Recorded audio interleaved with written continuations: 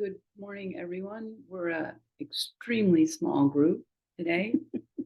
And as probably everyone knows, we've been working our way through Ajahn Sucitto's book on the Pāramī, the 10 perfections, these qualities, these very, very wholesome qualities that the Buddha perfected over many lifetimes. And the word Pāramī, I think the English word paramount comes from it. It's the idea of the highest.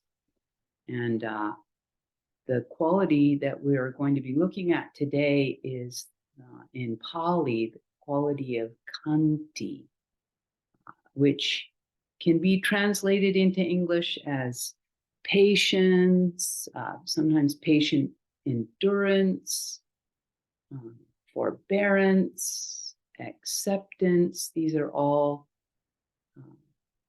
English translations that capture aspects of this Pāramī, this beautiful, wholesome quality of the heart and of the mind. And of all the Pāramīs, I think patience is has a very special place. It definitely strongly going against the culture that we live in, a culture that's, don't wait, go faster, don't accept, be more demanding. And I want to begin today by quoting an often quoted passage, and it appears more than once in the Pali Canon. And these were the initial words that the Buddha said that were the actual discipline of the monastic community. Because initially the monastic community was all arahants, and so there was no need for some of the more minutiae, petty rules that we have that came in later, that the Buddha added as the need arose. So now monks have 227 and in Theravada ordination, and bhikkhunis, female monastics, have 311. But initially it was this. And this is in the Dhammapada, verse 183 and 184. And this really often is quoted to just be the essence of the path. Doing no evil, engaging in what is skillful, and purifying one's mind. This is the teaching of all the Buddhas. Patient endurance is the supreme austerity. So doing no evil, the dealing with the unwholesome in our lives, engaging in what is skillful, cultivating the wholesome, and then purifying one's mind, eventually deep letting go of even the wholesome. And this is the teaching of the Buddhas, of all the Buddhas. And it concludes with patient endurance is the supreme austerity. And this is an instance that you see often that the Buddha did. Sanghamitra will love this because she loves when he does this. He's taking a word that was existing and being used in religious and spiritual, philosophical realm, culture at the time, and it's the Pali word tapas, and it usually means physical austerity, physical asceticism, and he reworks it. So he's saying he actually tried extreme physical asceticism and found it to be a cul-de-sac, found it to be a dead end. It did not lead all the way to seeing reality clearly and freeing the mind.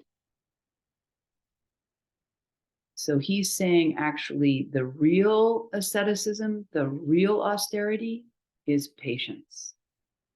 So he takes something that was the Vedics were using as a hallmark of spiritual practice, and it was physical asceticism, like fasting and standing on one leg for a very, very long time. Many, many extreme asceticisms. And he's reworking it to bring it to a quality of the mind and the heart. And that is the quality of patience. And it's the highest, it's the supreme. And apparently this was one of Ajahn Chah's favorite sayings. Patient endurance is the highest austerity. And often in different monks' monasteries in the Ajahn Chah lineage, that will be posted clearly, where the monks are constantly being reminded of that.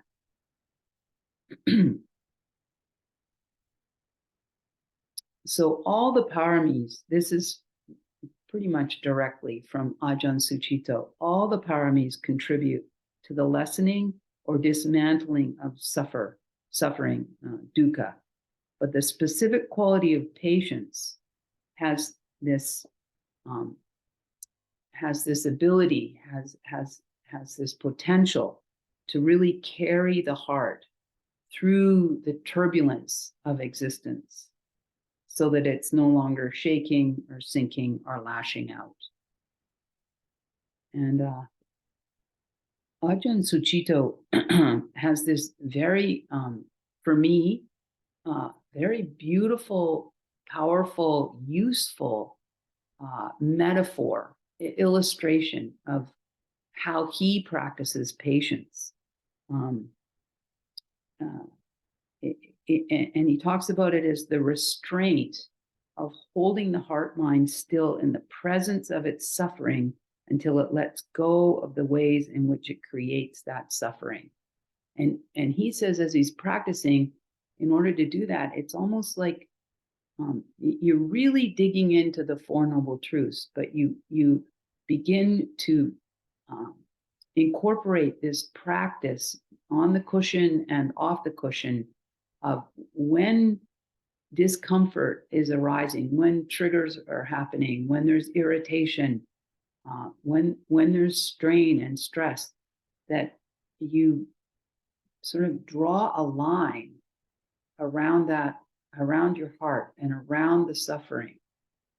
And it just gives this pause in time and sort of this space. And then you can touch back into the Buddha's teachings about suffering it's not the nemesis, it's not the enemy, it's the path. And suffering, the first noble truth, it's to be understood. And to clearly touch back into this foundational teaching that the Buddha is pointing us to, that's radical in the second noble truth, that suffering is coming about because of my own misguided, misinformed, misperceptions, my own ignorance, and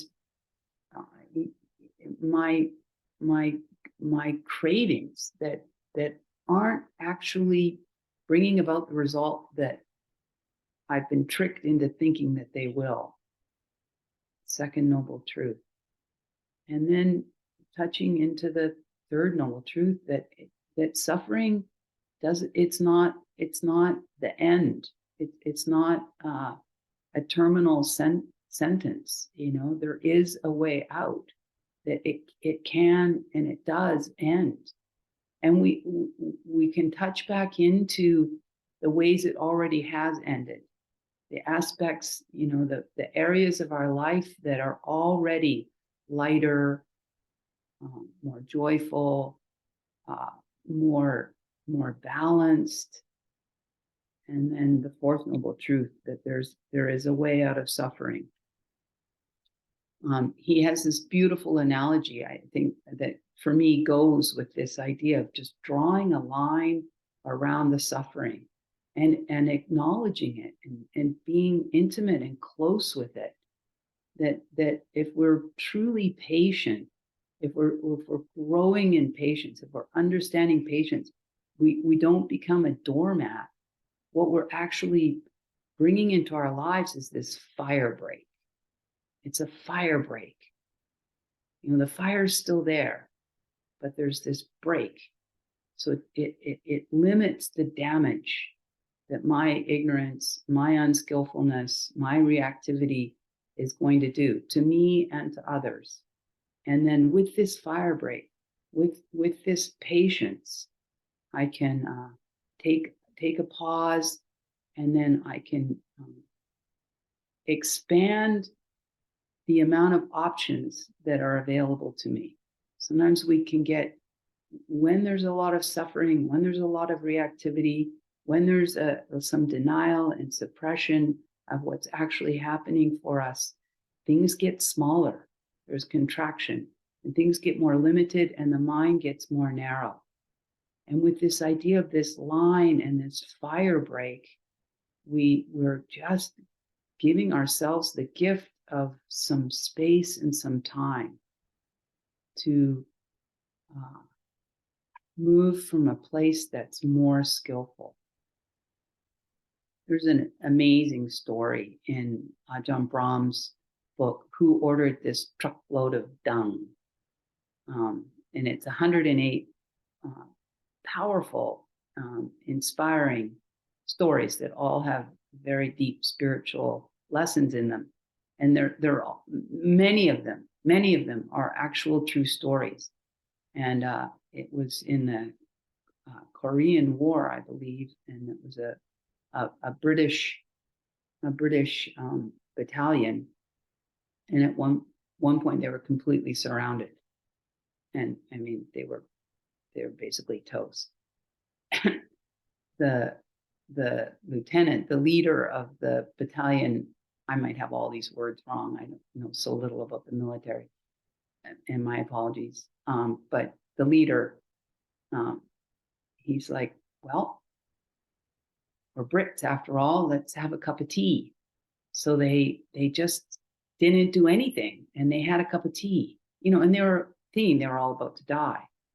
And just through that time, the actual being surrounded, that actually changed, and there was a way forward and a way out, and no one died. This idea of pause. Sometimes the most skillful thing to do, especially when things are escalated, is to not act at that time.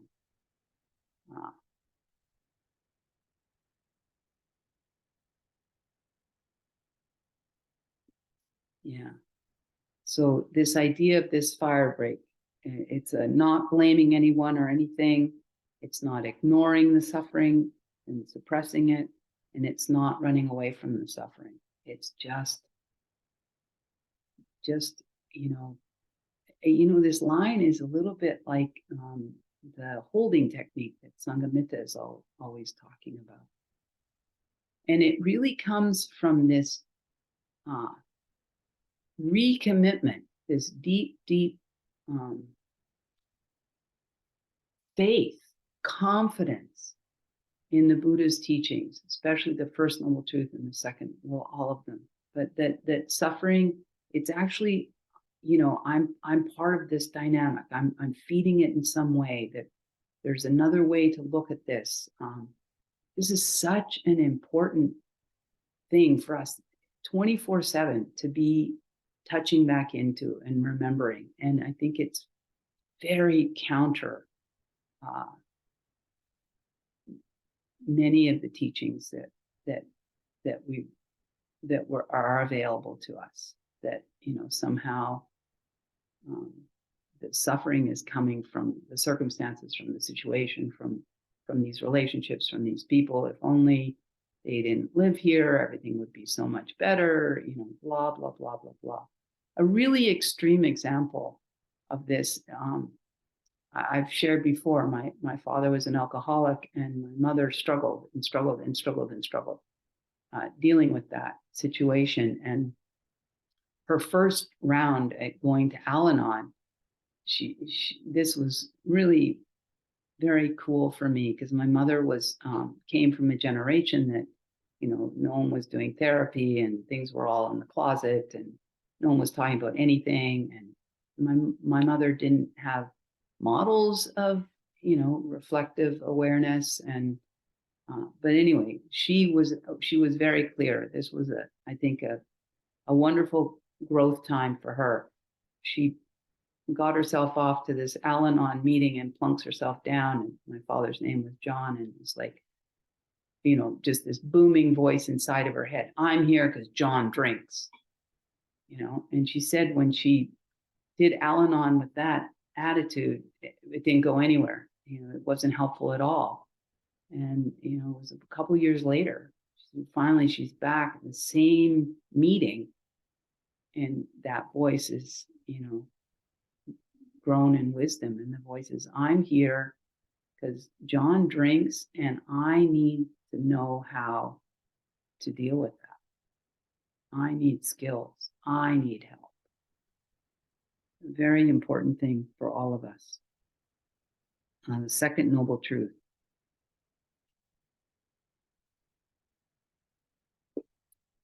I think it's really important to understand that true patience it's got this acceptance quality in it. It's not just gritting our teeth until things, change. If I just wait long enough, it'll get better.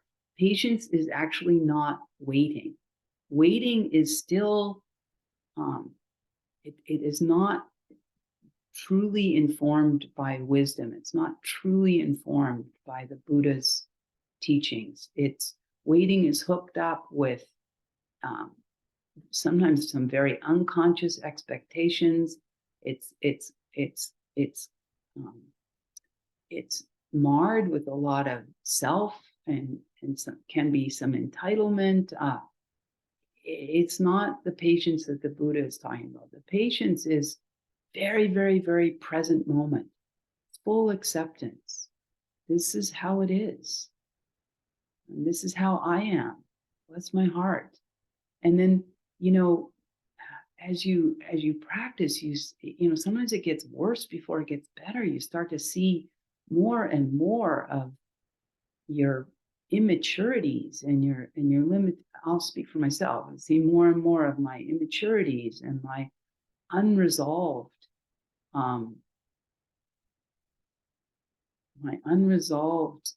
hurts and fears and insecurities.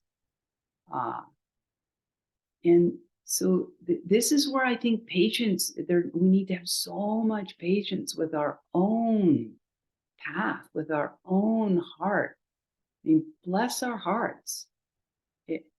I love Ayya Ahimsa would often say, it is not easy being a human being. And then she would add, and it's especially not easy to be a really good one.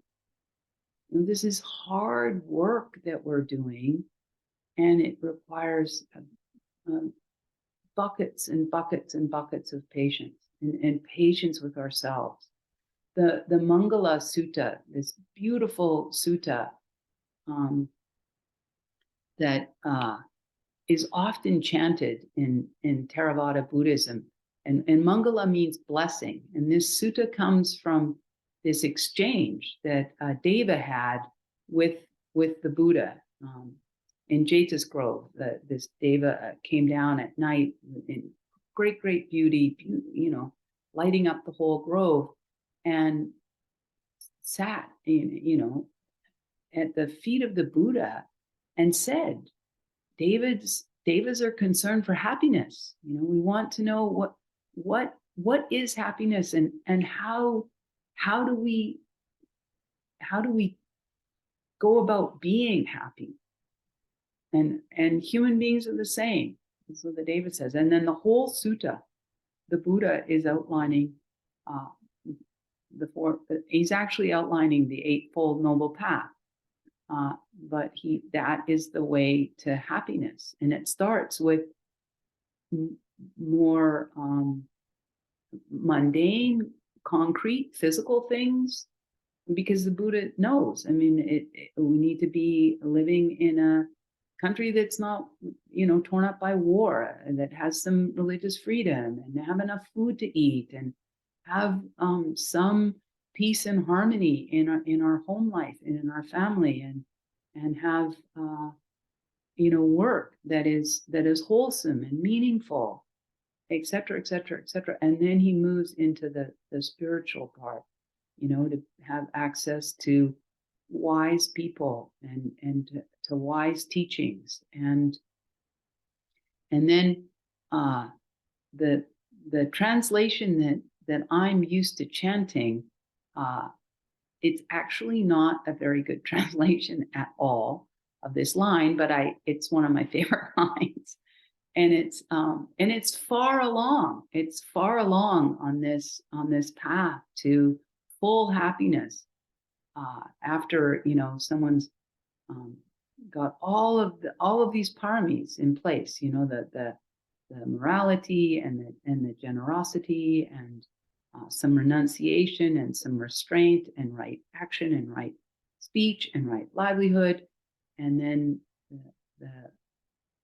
the line is patience and willingness to accept one's faults.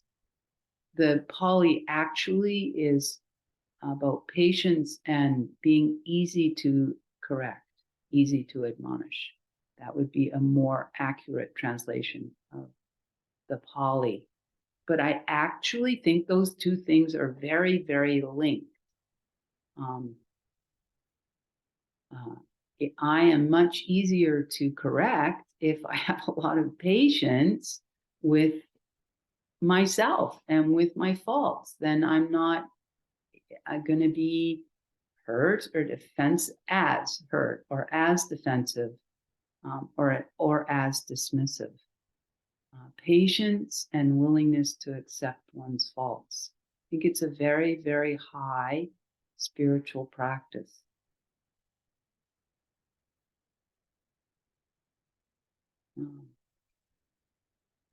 So the Buddha ties this quality of patience with our spiritual practice and just with our life in general. And another teaching that the Buddha gives many times, and a framework that's very, very helpful for us, and is definitely where the patience is needing to be cultivated, is with these teachings of what often gets translated as the 8 worldly winds. There are these 4 pairs of basically a description of life, and there's 2 of the pairs I experience is quite internal, and 2 of the pairs I experience as quite relational, external. And the 2 internal pairs are this idea of gain and loss. This is just life. This is what happens. There's gain and there's loss, and pleasure and pain. This is part of life. There's no, figuring out a deal where we just have gain and we just have pleasure. It's just not the way it works. And then the 2 pairs that I find more, external and relational are fame and disrepute, what people think about me, and praise and blame kind of go together. And these 8 worldly winds, this is the more we can just fully accept, this is life, this is how it works. The older you get, the more you can touch into that, and often you do see people that have been reflective and esteemed wisdom and cultivated wisdom in their lives are more patient. You really do see that. but the Buddha says, I'm not going to talk a lot about the worldly winds. This isn't to talk about the worldly winds, but this is in terms of our life. It's a very useful framework to universalize these things, not personalize them, and to understand them with more wisdom and more realism, and to be able to cultivate patience with them. Just the Buddha's teaching is really useful. Dhammapada 227, the Buddha says, they blame one who remains silent. They blame one who speaks much. They blame one who speaks in moderation. There's no one in this world who's not blamed. It's a very useful framework for the four worldly winds. So it's just so important to be drawing this line and making this fire break, and then taking real note of when patience is there and how it feels. The relief that can come from deep, true patience, and just accepting, wow, this is the way it is. This is the way I am at this point, and then working from that realistic place. It can, if we're pausing and making mental notes of the times that we are really patient, then it can help us value patience even more and be more bought in to patience and not just waiting. Patience is not waiting. Patience is patience. Patience is acceptance. Patience is care in this fire break. And then when we're valuing it more, we'll experience things like when then we'll be able to acknowledge specific mistakes that we've made without taking on this sense of being a failure, and then running all these stories that are not imbued with patience or wisdom.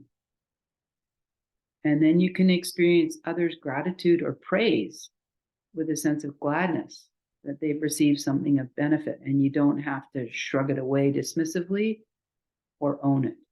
This patience just gives you more freedom and flexibility.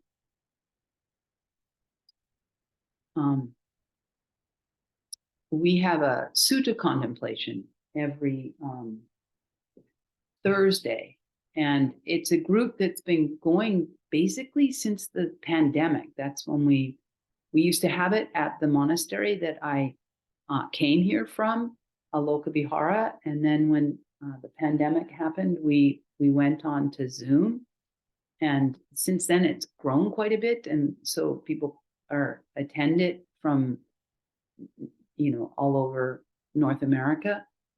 And there's a core group that comes pretty diligently, and we've been together for about almost 3 years. And one person in the group is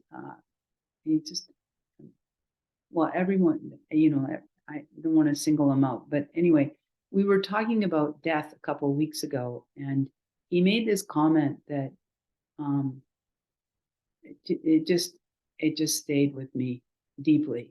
And he said that he's never, ever, ever regretted being kind. When he's kind, it's something that he's never regretted. And just thinking about patience and patience in my own life, that really landed because I had this experience toward the end of my father's life. And it's a time when I have to say, I feel like I dug in and really was patient, and I so do not regret it.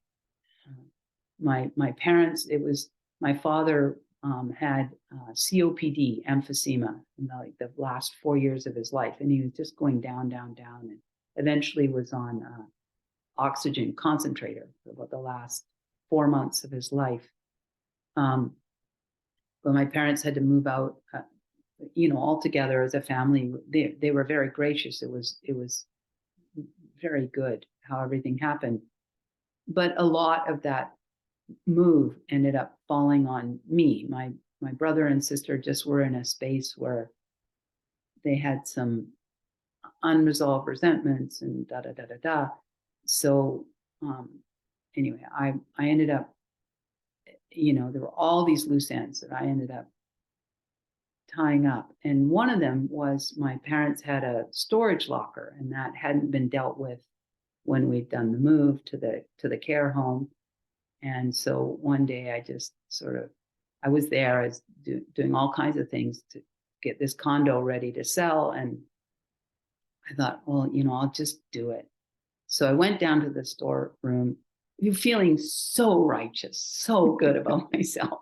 Anyway, I'll speed up the story. I clean out the whole storage locker, and so I had these piles, Goodwill, and then to my parents, keep, and then distribute to people we know, and then garbage. Anyway, so I show up at my parents' care home at the end of the day, just, practically wanting to shine this halo. And I say, oh, and I brought all these keepsakes and these photo albums, and I just thought I would be, a celebrity. And my father, he just had this really intense look and stares at me, goes, "Where's my thesis?" And I'm just like, I didn't see a thesis, Where's my thesis? And he just was so mad. And my father's anger was something I had basically spent my entire life contorting to avoid. So it was just, but honestly, in that moment, I knew he was at the end of his life, and I knew this thesis was really important. So I don't think I've ever handled a situation quite so well. I'm so happy about how that went. And it went on and on and on for, days and weeks. And everything I did after that, I'd be like putting him to bed. Well, you're not going to throw out another thesis, are you? And it was very intense. Anyway, it was just the most beautiful story, because then I have a very good friend, and she's a librarian, and she got a copy of my father's thesis from the University of British Columbia. And then that was like wonderful for her to do. I go over to house to get it, 500 pages, and some of them, fold out. She had photocopied it. My friend had spent like maybe 12 hours, like after work over a course of many days, photocopying my father's thesis. And then my sister and I got it bound into 3 books. And then we went over to his care home, this was a couple months later, with flowers, and gave him a copy of this thesis. And it was so joyful. And that was Thursday night. And Friday night, we're all together, and he's still got the thesis, and he's just got so many wholesome mind states, remembering this wonderful time in his life. He was such a intellect, such a researcher. And then there's plans, who's going to get this thesis, and my brother's there, and then he died the next day, and it was just this amazing time for him, and with the thesis. And then that was Saturday, and then on Sunday we're starting to clear, and where the story's going. Sunday we're clearing out. I open this closet, and the first thing that I find is my father's thesis. He had it in his closet, but I got blamed for throwing it out. But I was patient, and I do not regret it. And then it just ended up, there were so many beautiful lessons in that, so many powerful lessons for me. I think at times, very often, we're upset about things that actually we have misinformation. That happens a lot, and we blame people for things that they actually they don't they aren't to blame, etc., etc., etc. Yeah. And my father died with his thesis, right beside him, which that none of that would have happened if, because it was in his closet and he didn't even know. And I want to end with a very inspiring,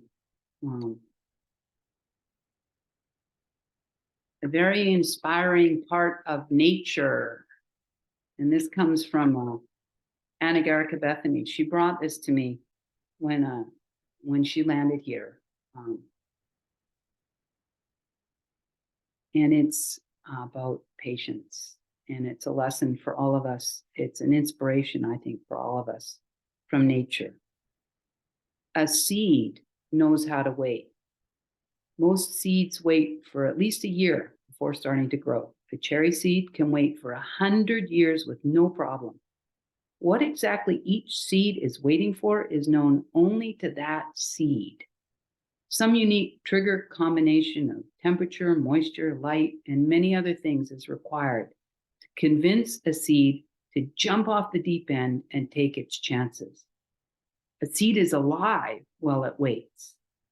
Every acorn on the ground is just as alive as a 300-year-old oak tree that towers over it. Big or small, most of every seed is actually just food to sustain a waiting embryo. The embryo is a collection of only a few hundred cells, but it is a working blueprint for a real plant with root and shoot already formed.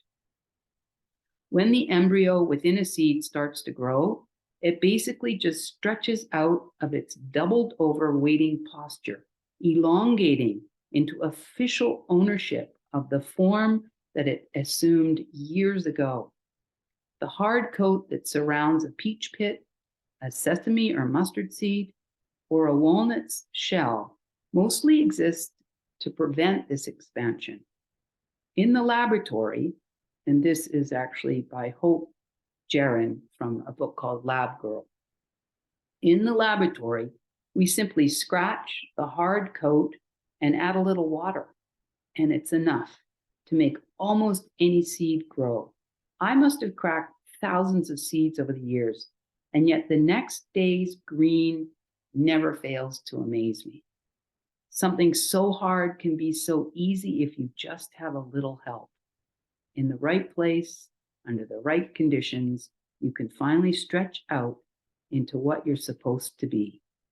After scientists broke open the coat of a lotus seed and coddled the embryo into growth, they kept the empty husk.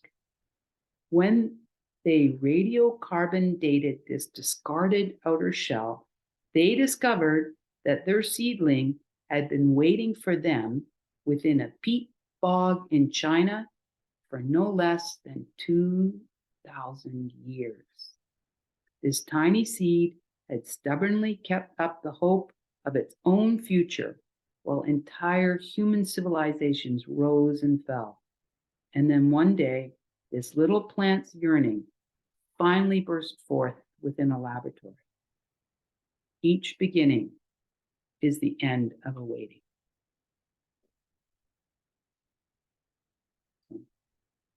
May we all be more and more motivated to cultivate patience with ourselves and with everything in life. So we have just a few minutes if anyone wants to ask a question or tell a story or make a comment or anything.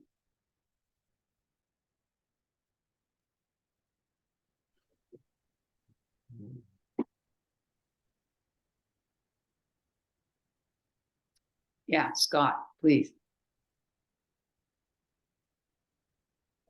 I was thinking about what you said about the fire break around suffering, and that what you can do is take a a predicament or some thoughts about the predicament you're in, or anything that's happened in your life that's traumatic, and somehow contain it within your heart, like within the way you think about it, and how that. But I think what you're saying is you're not, when you put the fire break around it, it's a fire break of acceptance. It's not a fire break of avoidance, or you're not like refusing to think about it. You're living with it. You're kind of coexisting with this little pocket of suffering that is in your heart, and kind of always there, but you're willing to give yourself, by accepting it, you're willing to be compassionate with yourself and kind of watch yourself wrestle with it. Beautiful. Exactly.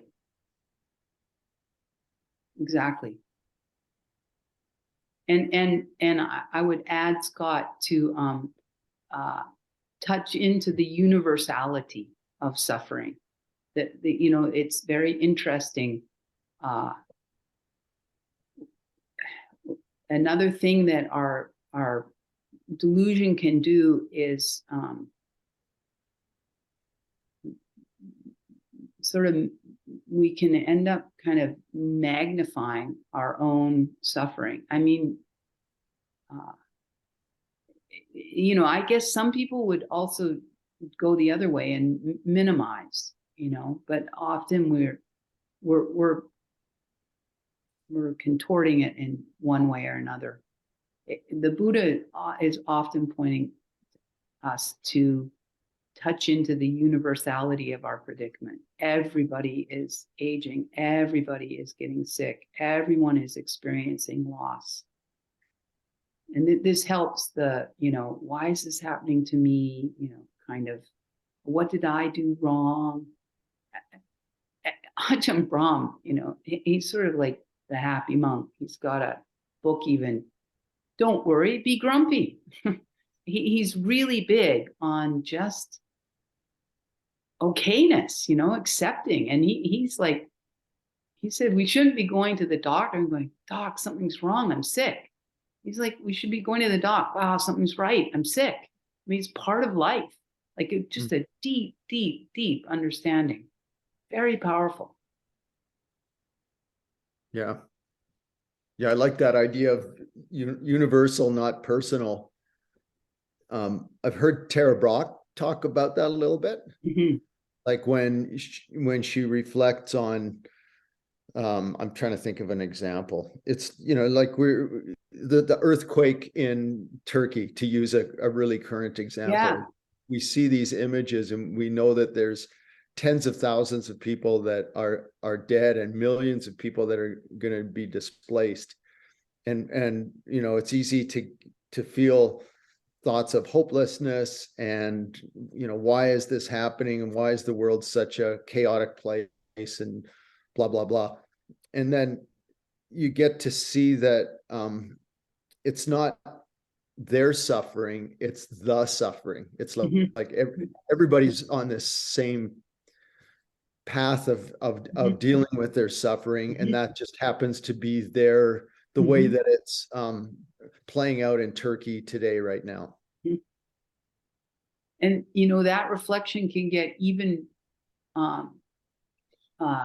bigger and deeper if it works for someone, if they do,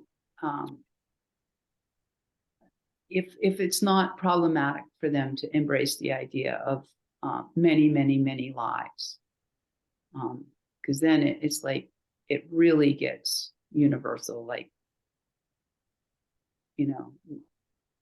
it's clear to me, I've been in those earthquakes. I've been a rapist. Everything that I see around me, at some point in some lifetime, I've died of excruciating, not I, but I mean, whatever. And that can even add to it can add to the heart,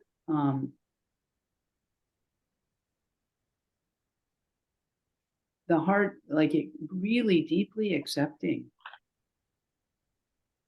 Yeah. Because then there's not so much the us and them, Yeah. It's just what you're saying, Scott, all of us. Yeah. And then it can lead to discussions on, Christianity is always talking about the problem of evil. Why do bad things happen to good people? And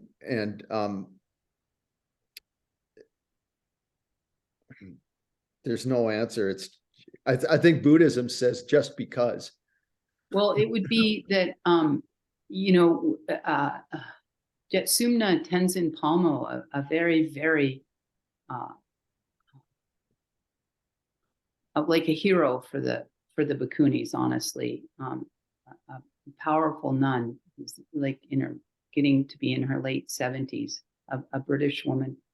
She talks about karma, that like we're only seeing, it's like we're seeing 17, I'm just picking a random number, 17 strands of threads in this tapestry, which is this life. But if we had cultivated the mind enough, we could see much more of the tapestry. And then this idea of why do bad things happen to good people, that we only see the context of this one life. But if we see more of the tapestry, it might make a little bit more sense to us. It certainly would be different than, we see this little tiny bit of the picture and then we extrapolate this picture, and probably our extrapolation would have very little to do with the actual tapestry. Yeah. Yeah. We're not capable of seeing it all. Yeah. Right. Good. Well, thank you. That was a good discussion. Excellent. I have a question. Yeah. So analogies are never perfect. Right. And so we had the seed analogy, and you ended with the word waiting. And yet you started the talk with patience is not waiting. So can you just say a little bit more? I think that the seed is not, I think the seed is patiently waiting. The seed is not fighting the environment. The seed is waiting, is just there until the conditions are right. Mm-hmm. So they're using the word waiting. But the seed is not a human being. So the seed doesn't have all these expectations and hopes and dreams, but it is actually just there, present, until the conditions are right. And I think that it's just an inspiring story from nature because of the timeline. Sometimes a year, sometimes 100 years. Turns out that lotus seed, 2,000 years. I was just blown away. I didn't know that seeds were alive, and I didn't know that they could be alive for that long. Well, I remember they had grain from King Tut's tomb that they sprouted. It's just, So, patience. but if you could just say a bit more about us human beings, because, to patience in this moment without the waiting, because it's so easy to want things to be different. Right. I think that because I think we often use the expression in English, patiently waiting. I'm just patiently waiting. And I'm proposing to think I'm just patiently accepting. And then when the conditions have changed in some way, then I will be patiently accepting that. So I'm just proposing that it's useful for me to think about patiently accepting versus patiently waiting. Okay, thank you. I also took the patience of not waiting as my takeaway. But I appreciated that you brought in that waiting is often attached to some expectation. And I have also appreciated hearing Sharon Salzberg at one point talking about working with recognizing delusion in the mind, and that she was working with mental noting technique and noticed that waiting was one of her most frequent mental notes of waiting, waiting, waiting, and just recognizing that, like, oh, like patience is being fully present with what's real, and waiting is this, like, I'm just going to check out a little bit from what's here and wait, for It to be different. it to be different. So yeah, I can feel that when distinction in myself when I think about patience versus waiting. Thank you.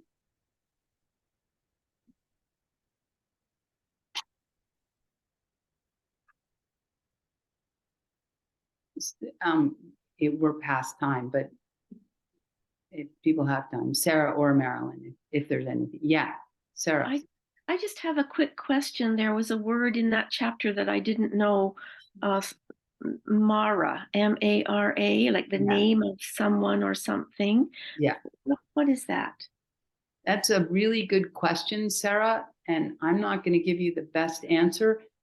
Again, this is something that I've just learned lately, that the Buddha would use terms and they could have very different meanings in different contexts. And I'm not going to get it completely straight, but Mara, sometimes Mara is actually a being, and it's this is in the Buddhist cosmology. There are different levels of angels, of devas, of people that not people, but beings that don't have as quite a coarse, gross body as the humans, and each level has a different quality, a different flavor to it, and eventually you get to this one level where there's one level where there's a lot of beings that delight in creation, and then there's the level above that is beings that delight in controlling other people's creation, and Mara lives there. And Mara changes, like sometimes, Mara lives for a very, very, very, very long time. But then eventually that karma wears out, and that being moves on to the next thing in that being's journey, and another being takes on that role. That's one use of Mara. And then at other times, the Buddha uses Mara to be our delusion, like the negative forces in our own mind that are really tripping us up and snagging us. And I think there's a third, but I know there's those two. So sometimes it's an external being, and sometimes it's just our own delusion. Okay, in the sentence in the chapter, I just decided it must be something like temptation. Yeah. Trying to pull us off our path. Yes. Okay. So if you took Jesus's time in the desert, that's what I thought of. Yeah, you could, in a Buddhist way of telling the story, it would be Mara that was tempting him. Yes. Okay. Good. And whether that's an external being or just thoughts that pass through Jesus's mind, doesn't matter. The fact is, he overcame them and saw through them. Okay. Thank you. And I'll just add, Ajahn Punadamo has a fantastic series of talks, and he based it on C.S. Lewis's Screw Tape Letters, and he calls it Letters to Mara, or Letter from Mara or something. And so if you go to the Arrow River website, I think it's just arrowriver.ca, and then if you go under, it's either miscellaneous or other, and then you'll see Letters to Mara or something like that. Anyway, extremely well done, and gives you a flavor of all the temptations. Okay, and That did you say beset us. Arrow River? Yeah. Arrowriver.ca. Yeah, Okay, without a space. Yeah, thank you. that's the name of his monastery near Thunder Bay. Oh, good, thanks. Yeah. Okay, come to our Yeah, ending. we lost our group. There's still 4 of us. Okay, so today we're ending with the Brahma Vihara of compassion, Karuna. So first of all, if you can bring to mind somebody you know with great physical or mental suffering, and while being aware of their particular difficulties, direct these phrases to them. May you be free of your pain and sorrow. May you find peace.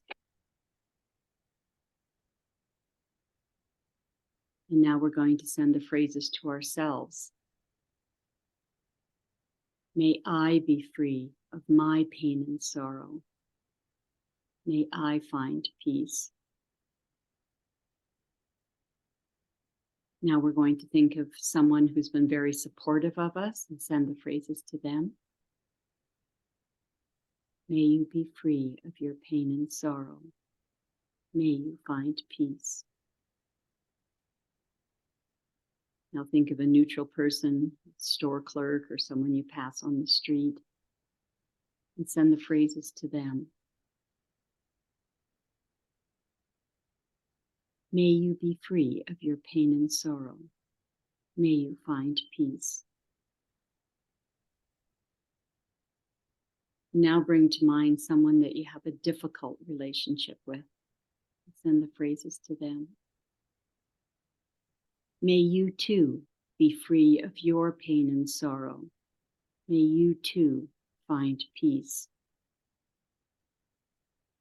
May all beings be free of pain and sorrow. May all beings find peace. Remember that all beings face great potential suffering, no matter how fortunate their immediate circumstances may be. This meditation does not eliminate suffering. What we are doing is being able to acknowledge suffering, to open to it and respond to it with a tenderness of heart, which allows us to join with all beings and realize we are never alone. May the merit of our practice be shared with all sentient beings, named and unnamed. Please, Scott, Blair, Tim, Kelly. Agnes, Mr. Fletcher. May all beings be well and happy.